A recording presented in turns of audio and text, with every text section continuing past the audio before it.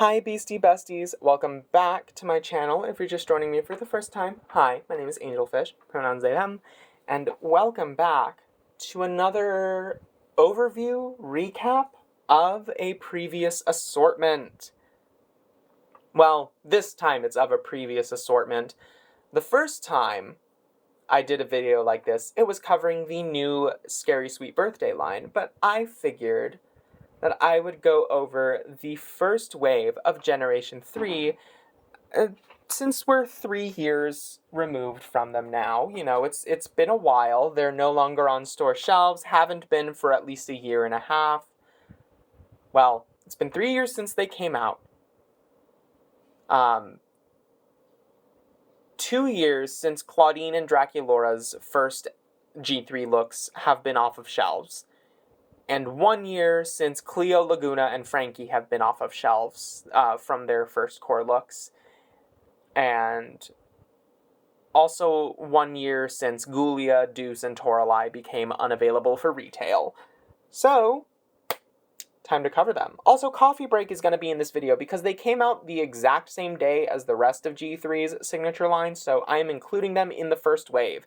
Yes, they were a store exclusive in the United States, but so were Ghoulia, Deuce, and Toralei, so it's only fair.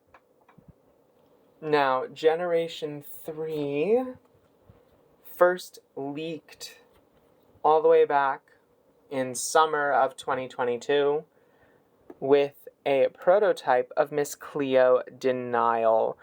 So she was the first look that we got at the actual close to final products of G3, and at the time it was so funny because people really were freaking out about her and being like, oh my god, she's the worst thing in the world. And other people are also like, I'm okay with this. I was one of the people that was like, I'm okay with this. Now, do I think that this Cleo's outfit is going to be as memorable as the rest of Wave 1? No. I think the only reason that people will remember this Cleo is because she was part of Wave 1, not because of any other merits of the outfit alone. There's nothing particularly, especially with all of the other G3 Cleos out there in the world now, distinguished about this first look. Not to say that it's bad or anything. If you know me, you know that I do love this Cleo, and she's the reason why I love G3 Cleo in the first place. Now, the poly hair, I don't like. Not a fan of it. Can't say that I ever will be. It's kind of atrocious. But I liked this Cleo. I liked her a lot. Her accessory kit was cute. Her backpack with the little scarabs. Very adorable. She has trouble wearing it. It's kind of a tight fit. This also doesn't look like it would be a very comfortable Loungefly in the first place. Like, it doesn't look like a comfortable bag. And of course, she had this cute little jacket, although the blue print on it does not show up super well on camera for the mummy wraps. In person, it is actually quite visible and quite nice. And it is sort of just a faux denim material. I do really miss when G3 regularly had secondary clothing options. I think that is the one thing that kind of does bum me out, that Mattel made it so that that's no longer in the budget for Generation 3. And Skulltimate Secrets is the only line that we ever get secondary outfit pieces for now, which I do think is sad, especially in a day and age where fashion packs for dolls are just something that most retailers don't want to take a chance on. So, as far as things go, I think Cleo was a good first look at Generation 3, and you'd think that I would have more to say about her, but I don't, unfortunately. I do love her phone case, though. I'm excited to see what her new one is for 2026, because her current phone, last seen with Fabulous Pets, is this adorable little Anubis case with all of her eye coffin emojis and stuff on them. And of course, I can't talk about G3 Cleo without talking about her pet Tut. This was our first introduction to a new pet, like a fully 100%, has never existed in the history of Monster High before pet. And I do love him. I think he has his merits to him. He is one of my favorite G3 pets ever, just because he is just himself. He's new, he's shiny, both in a literal sense and also like in a to the franchise sense, I suppose. And I do kind of miss him. You know, he has since been replaced with Cleo's G1 pet, Hisette the Snake. Fabulous Pets was the transition between the two, as that was the last time we saw Tut. And I kind of miss him. You know, hopefully one day we'll see him again in all of his shiny plastic glory. But also, I seriously doubt it. They have not put him in any merchandise recently. The closest we've gotten was box art from Buried Secrets Series 3, where he's waiting in the wings watching Cleo. But, you know, he'll always have a special place in my heart. If there's one thing that G3's first wave was good at doing, it was stirring up a little bit of controversy. Ghoulia Yelps is by far the most polarizing character from the first wave lineup, and that's saying something because Laguna Blue is right over there. Now, Ghoulia, the reason she's so polarizing is because longtime fans were both very excited to see her back and also really disappointed in what she became. I lie somewhere in the middle there where I realize that I was very happy that she was back, but also can also fully admit that this outfit needed work. The work that needed to be done was very simple. She just needed some torn fishnets for me to really enjoy this, and I think honestly the issue with it is just that she had an unfinished outfit, because on its own, you know, the skirt, jacket, and shirt combo is like fine, I guess, but she needed the fishnets. Ghoulia's signature doll in Wave 1 had fishnets as part of her thing, and generally with G3, they did try to stick with similar-ish aesthetics to what they gave us in G1. Cleo had mummy wraps, Laguna had seahorses and fish scales, and fishnets. Draculaura had satin and some sort of sheer material. Frankie had like a pleated skirt with like not really plaid, but like some it's you know, a patterned skirt. Like, there are motifs that they tried to carry over from G1 into G3, and of all the things that they could have done for Ghoulia, I think the brain print and only the brain print for her was not enough. Not nearly enough. She needed the fishnets to help balance it out, because as it was presented to us, her outfit was just very underwhelming. Also, the pleather skirt. You know how I feel about pleather. Everybody who's a longtime viewer on this channel knows how I feel about pleather. I do think it's kind of unfair for me to have this Ghoulia here specifically because I have completely repainted her face. I don't have her original screening anymore. I need to buy another G3 Ghoulia just to have her original screening for my archives because I have realized that is something that I want. I do think it's interesting that she came with a skateboard. This is the only G3 skateboard that we have ever gotten. We have never seen this sculpt used again. I do wish they would bring it back, you know, for like some sort of sports line or something. I miss it. Also, having Dead Fast there, it's very fun. Like, okay, who else would get a skateboard? I believe that Laguna and Venus would also have skateboards and would go skateboarding with Ghoulia. I think that would be fun. I do think it's very interesting that they kind of in the show tried to market the skateboard as a mobility aid for Ghoulia, but no other releases of her. I mean, she's only got 2 releases in G3, but they haven't had any mobility aids for her, which I think is a little bit of a shame here, as someone who also does need a mobility aid. I don't have one yet because insurance is a bitch, but that's a story for another day.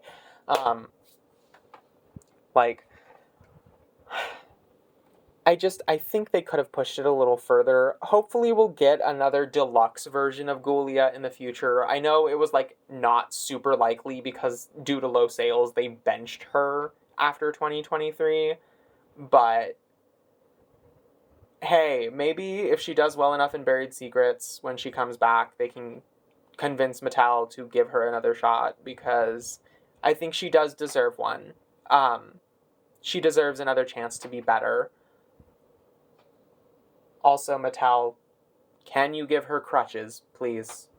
I think that would be a better mobility aid for her than just the skateboard, because it's not that a skateboard can't be a mobility aid, but it's not as common of a form of one. I only know one person in my life who uses one as a mobility aid. It's not the most common form of one on the planet.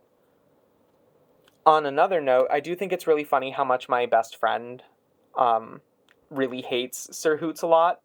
He is towards the bottom of his tier list of G3 pets, and I think that is hilarious. Moving on to her backpack and her phone, because I have to cover them. I feel like for this video I should. Ghoulia's backpack is just kind of unremarkable, and I often forget that it exists in the first place. It's just a solid blue chunk of plastic. And then her phone case is my least favorite G3 phone case. I have two of these, and both of them have paint details on the brain part. This one, paint defects on the brain part. This one, worse than this one. This one's not as bad. But like the printing quality on her phone screens were ass when she first came out, and her phone case is disgusting. Like, I get it, she's a zombie, but like a dripping brain, we couldn't come up with anything else. Honestly, she needs a different phone too. If they bring her back, she needs a different everything, because her accessory kit, ew. Moving on to another store exclusive, we had Deuce Gorgon come back for G3. He only got 3 dolls in the first year of Generation 3, and we have not seen him since, which I do think is a little bit of a tragedy. We've only had 2 G3 boys that were non-store exclusives, and those were Heath and Claude. They were widely available. Deuce was only ever available on Amazon. And then he had 2 other dolls in the first year that were part of store exclusive packs. We'll cover one of them in this video as well, because Coffee Break also was a launch day item. Ghoul Spirit was not. That came out later, so can't cover it in this video. But, you know, Deuce was okay. He had this weird satchel bag that doesn't fit a whole lot in it. His accessory kit was fine. He came with a cupcake. He came with an apron, which I can't seem to find for this video, unfortunately. He came with his phone. This is how early my Deuce is. He still has Laguna's phone screen printed on his phone. I actually really like his case. It's one of the better early G3 phone cases. Having had every single G3 phone, maybe once Core Refresh 2026 is out, I should rank all of the phone cases in a video, because I think that'd be deeply unserious and really funny to do. But Deuces is one of the better ones from Wave 1. Like, it's just a very simple, like, okay, here's a little snake. It's very cute. I like the color of plastic that it is. It's very, very, very bright and shiny and glossy, and I adore it. I think this outfit is not nearly as bad as everyone says it is. Everyone's like, oh, Mattel can't dress boy dolls, and that is largely true, but I think this is not as bad as everyone says it is. It is just a little simple, but it is in character for the way that G3 Deuce is portrayed in at least the cartoon. That's the one that we have the most characterization of him for. He has not shown up yet in the webisodes for G3, now that those have started back up. Heath has, Deuce has not. Deuce has kind of just been pushed aside, which is kind of sad. He was once such a big part of the Monster High cast, and you can tell that when they launched him, they had plans to make him, essentially the 4th member of the main group, but sales and, general reception are another beast entirely, and Deuce just hadn't done well enough to come back, I guess. It's really sad. It's deeply unfortunate where he is right now in the franchise. Hopefully Mattel will find a way to make it work in the future to give us another boy doll. As far as things currently go, though, the optics are not looking up for it, and I think that is deeply unfortunate. It's just kind of a bummer. I also like the material that his jacket was made out of. Like, this is actual, like, faux denim. It's nice. It's not just all one material. Like, this is t-shirt material. This is stretchy athleisure material. Like, they actually tried with textile variety on him. Even if it's all got printing on it, they are all different types of fabric. Like, this is shirt material. This is stretch. His shoes, I think he needed socks, but, you know, they're fine. The only issue I had with him is an issue that a lot of people had with him, which is you can't fit his glasses on his face. They did not tool the hair in a way that is easy enough to get it on there, and so he just never wears his glasses, and everyone who looks at him turns to stone. Sorry, everybody at home. I guess you're all turned to stone now. Oh no! And then, of course, he had his little rat Perseus come back. Perseus has seen 2 releases, Deuce's signature doll and the Coffee Break 2-pack. Giving him a side glance was a choice. He looks a little funky. You know, from this angle, he's fine. From this angle, oh. From this angle, oh no. He looks like he sneezed too hard. Also, I like that his little arms are posable. Like, he's so fun. He's so silly.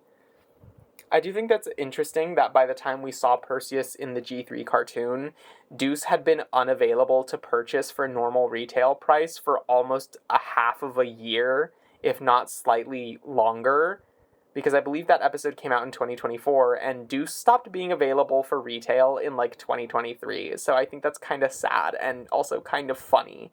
Like, by the time this little rat showed up in the cartoon, he was already largely unavailable for purchase. Deeply unserious. He's just so... My friend also hates this little guy. I think it's kind of funny. I need to ask him if he wants to do a video ranking the G3 pets or something, because I think it would be really fucking funny. Because he is new to Monster High doll collecting, and so his takes are always very, very, like, different from how a lot of other people interact with Monster High, and I appreciate him for that, because oftentimes he'll point out things that I had never considered, and I think that's very fun. Like, I didn't realize that this little dude's face was so wonky until he pointed it out. As a package, I think it's interesting how the main 3 ghouls, despite how controversial that Claudine's appearance in particular were, have had these looks become at least mainstays in terms of recognizability for G3 as a brand.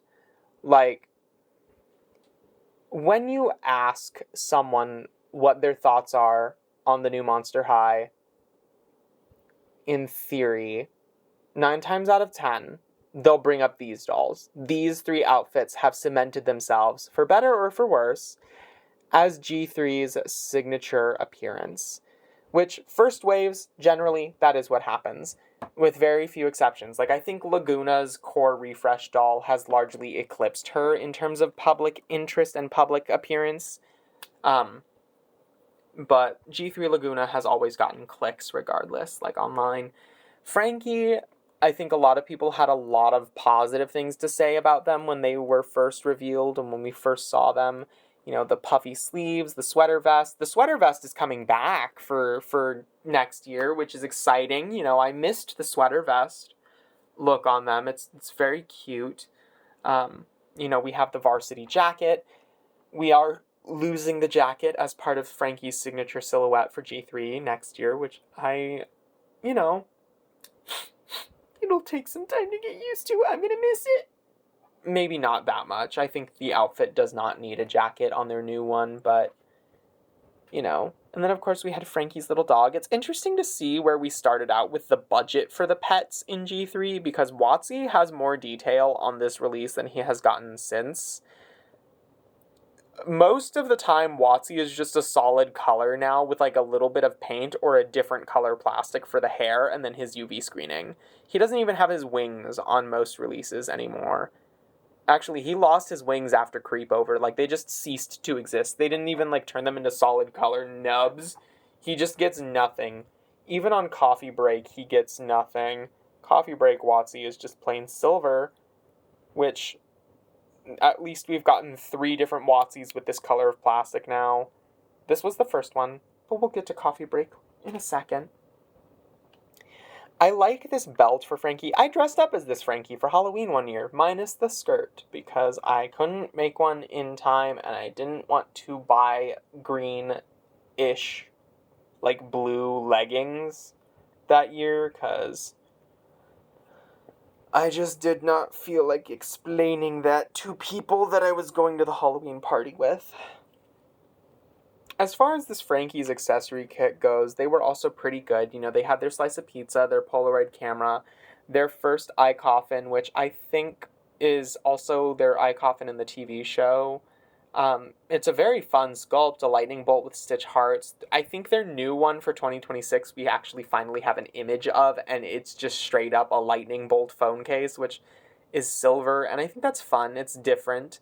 I like this phone a lot. I'm going to miss it. It is the most coffin-shaped phone out of all of the phones that we've gotten, so, you know. But this was a fun reintroduction to Frankie Stein, and these are still some of my favorite earrings that we've gotten for G3. I just like the little hollowed-out lightning bolts. I do love their Core Refresh earrings as well. They're very fun. I don't know how I feel about their 2026 earrings yet. We'll see how that shapes out. But, yeah, they were a good reintroduction. Claudine, of course, stirred up controversy for not being, quote-unquote, so fashion-forward anymore. I think this outfit is fine. I still stand by what I have said in previous videos, where I think as far as signature day-to-day clothes go for Claudine, like her core dolls that they keep releasing, this is still the best outfit that they have come up with for her, which, take that what you will. This is definitely my favorite, and I think largely the only thing that really held back this Claudine from being perfect was the fact that she was initially released with polypropylene hair. I think if it weren't for that, people would have had a much more positive reception of her, largely. And you can see this because when she did get Saran batches, and when Day Out Claudine got Saran batches, people were like all of a sudden on board with this new like champagne pink hair color that she got, which you even see people in the community nowadays saying, damn, I wish they didn't give her brown hair all the time. Can we go back to getting at least 1 or 2 champagne pink blends? Which, you know, hey, I kind of agree. I think we should balance the amount of brown hair releases with the amount of champagne pink hair releases. I kind of miss the color myself, especially once they figured out the Saran blend. It was really nice. But hey, you know, time goes on, time goes by. This girl's hair is going to rot off, and I should reroot her soon because it's getting dry out here. Also, these glasses were so chunky. Like, her current core doll has much thinner frames, and these are so thick. Like, these are grandma glasses. It's kind of funny. And, you know, of course, we had her purse, and this was the only purse in the first wave. You know, everyone else had a backpack. I think it's very cute. I love the backpack charm. I love even that the backpack charm got recast in a different color for Core Refresh 2024, even though, you know, her current backpack is kind of unremarkable. Like, okay, this is definitely the most backpack to have ever been dress coded, like, ever. That's not a sentence. But, you know, clear backpacks, I think Monster High might have a new like dress code policy there, because a lot of the 2024 ghouls have clear backpacks, and it's not even like a trend thing. Like, most high schoolers hate those.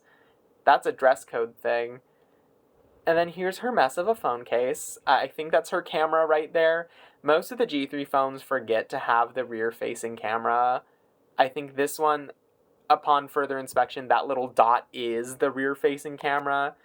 Frankie does not have one. Deuce does not have one. Gulia does not have one. But Claudine at least does. I think Claudine and Laguna are the only two from Wave 1 who have rear-facing cameras. Everyone else's phone cases does not have a space for it. I am not going to miss this phone case when her 2026 doll rolls around, though, because it's kind of a lot to look at. Like, oh dear God. I digress. I'm not going to go super into depth with Draculaura here just because this specific look of hers has been in a lot of videos of mine recently, and I feel like I would be repeating myself at that point. But I do want to note that her accessory kit was kind of interesting because it was mostly just this big-ass drink and then the backpack. The backpack is cute. I like that this actually got made into a Hot Topic backpack. Do I own it? No, I don't. I wish I did, but I don't have it because my stores never carried it. And then, of course, the sunscreen. And her fabric piece was this shawl? Cape? Vampire cape. It was a vampire cape. I've seen stores try to use it on display as like a skirt, which is kind of funny. That's not what it's supposed to be at all. It's supposed to be a cape, but it has no structure to it. So the ends are always curled and it's not ironed properly. It needed a second layer in it to give it some structure. But, the thought was there and it's cute. And we haven't seen a vampire cape on G3 Draculaura since, which I do believe is a shame. I think if given the budget to, they could give us a better one in a future release, and I wish that they would. Draculaura's phone case from the current lineup was this little bat wing with heart and fangs. Little deal. It's cute, I think her new phone case is going to have more dramatic bat wings, if I remember correctly. We haven't seen it from the back. We've only seen it from the front, like the screen side in that one stock image. But, I'm excited for it. I do love collecting the G3 phones because I put them in an organizer and it's very fun to look at. And of course, with Claudine and Draculaura came Crescent and Count Fabulous, respectively. Crescent, the longer that G3 goes on, the less I care about her, which I think is a little sad. I think it's just because, A, she's just a regular, dog. There's nothing really, special about Crescent other than the fact that she's purple, and she changes whatever shade of purple they give her on any given release. This dog has come in, 4 different shades of lavender, and it's kind of absurd. They can't ever seem to be consistent with what plastic they use for her, which I think is sad. And then Count Fabulous, maybe not as scary and ugly as he was in G1, but, he's here. He's interesting. I'm surprised they haven't released a plushie of G3 Count Fabulous or WotC for as big as they were involved in the G3 show, and as much as Count Fabulous is involved in the webisodes, I'm surprised he does not have a plush toy. I mean, he kind of has a mini one from, the really early on in G3, the little Stitchlings, but nobody remembers those, and those existed at Walmart for all of 5 minutes and have never been available since, so those do not count. And then, of course, G3 would be incomplete without Laguna. Laguna stirred up a lot of waves online when she first came out. I think the pink was jarring for those who had not kept up with Monster High in a very long time. We all knew that she was going to be different, of course, when the live-action movie rolled out, and she was not blue in that. So, it is what it is. Personally, if y'all want to know my original reactions to Laguna being pink, I cared for all of 5 minutes before having a quick turnaround of being like, wait a minute, this is a reboot. This is good, actually. And then I moved on with my life like most people should. But she is very, very, very, very much my favorite of the original lineup, just because I have a very, very, very fond memory of getting her. G3 Laguna is just so special to me in general. She is my favorite character of all time. Laguna Blue is just my favorite Monster High character. I love the motifs that she has. I think the controversy ended up working out in her favor because, with all of the people freaking out about how different she was radically, it is reported that her sales did really well from the first assortment. Like, she crushed it. The only reason we don't see her super often is because Mattel hates paying money to make this happen. This leg gradient and these fins. Otherwise, Laguna is a sales darling. Like, it's so funny because people are like, oh, she's terrible. They're going to get rid of her like they did Ghoulia anytime.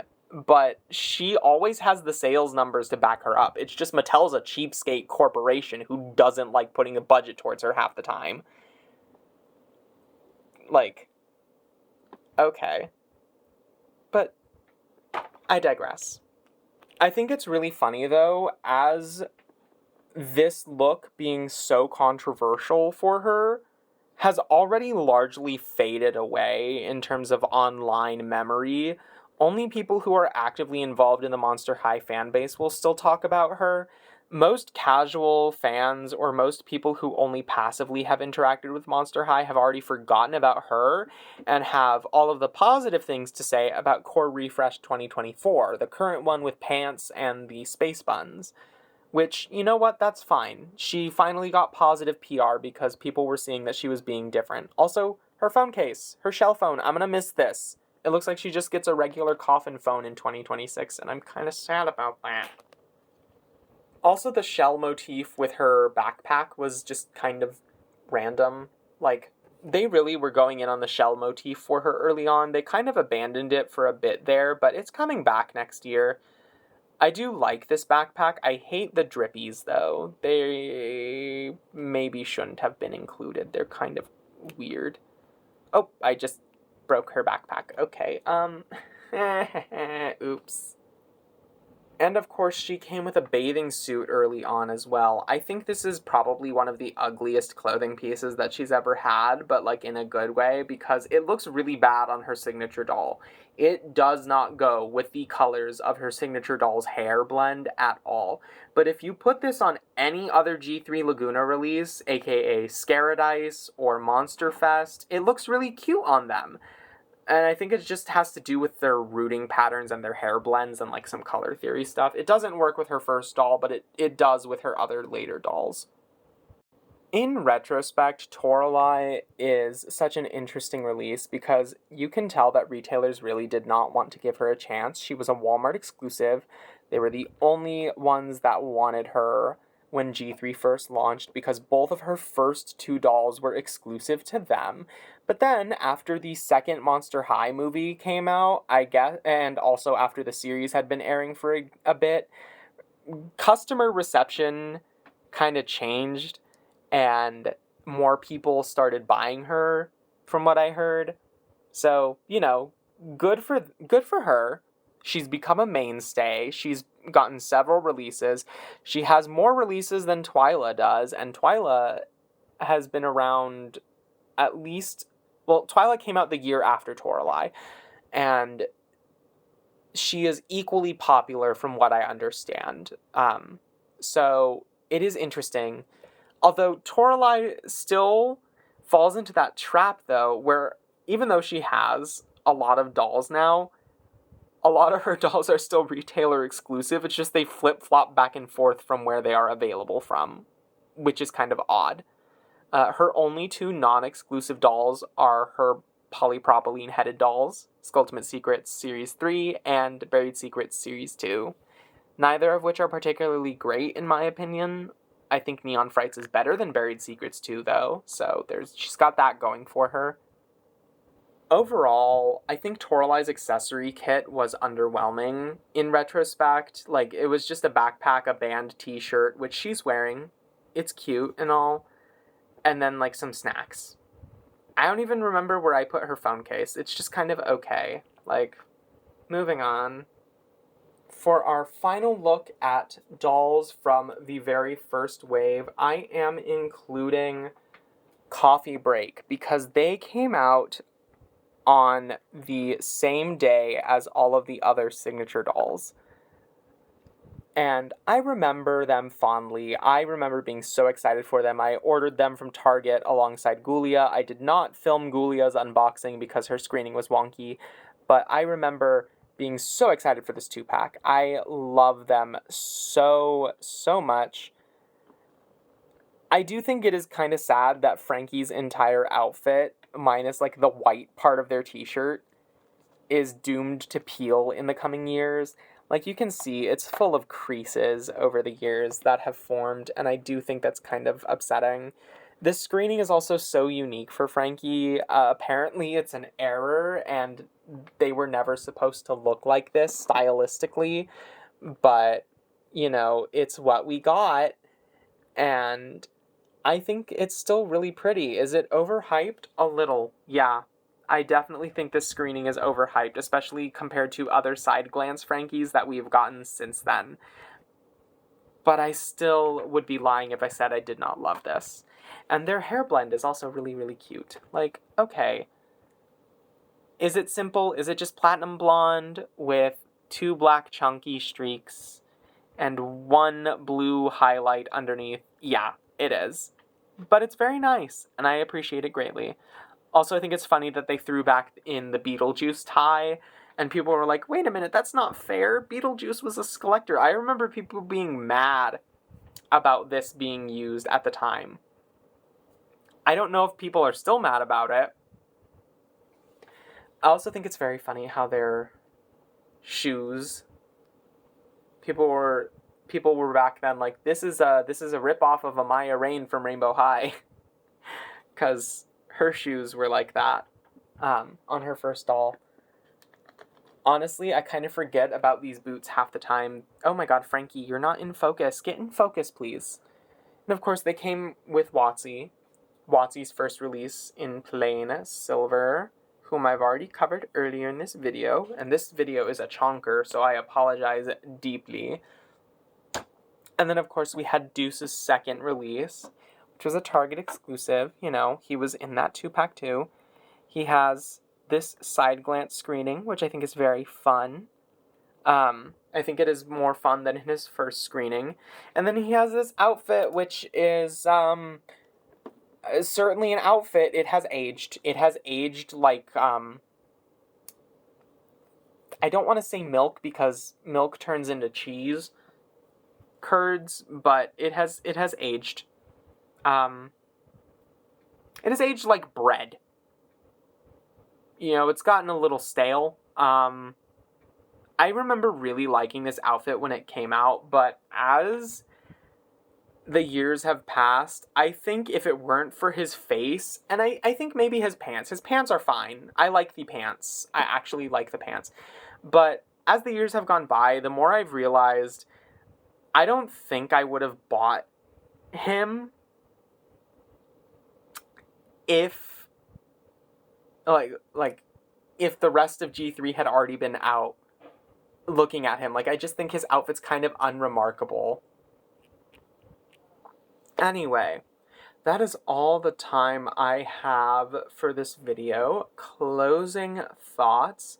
I think overall, Generation 3's first wave is not nearly as bad as everyone says it is. I think the only reason it was so polarizing is because nobody knew what to expect, which is much the case with Core Refresh 2026. It's a similar reaction that I have seen because nobody knew what to expect with them. And I think I'm very fond of the first wave, despite its flaws. Its main flaws being Gulia and Coffee Break Deuce, who's kind of a booger. But, you know, I think they'll be remembered fondly as the years pass, hopefully. Anyway, let me know your thoughts in the comments below. Keep it civil. No swearing at each other. No cussing each other out. No calling each other names. Because I know some people can't handle it when discussing the first wave. And no, but I miss when Laguna was blue because Blue Laguna is like 10 feet away behind me, and it's hard to miss something that is literally not far behind me. Literally on the other side of the room. I can't relate to I miss when she was blue. She's right over there. Anyway, that is all the time I have for this video. Thank you all so much for watching.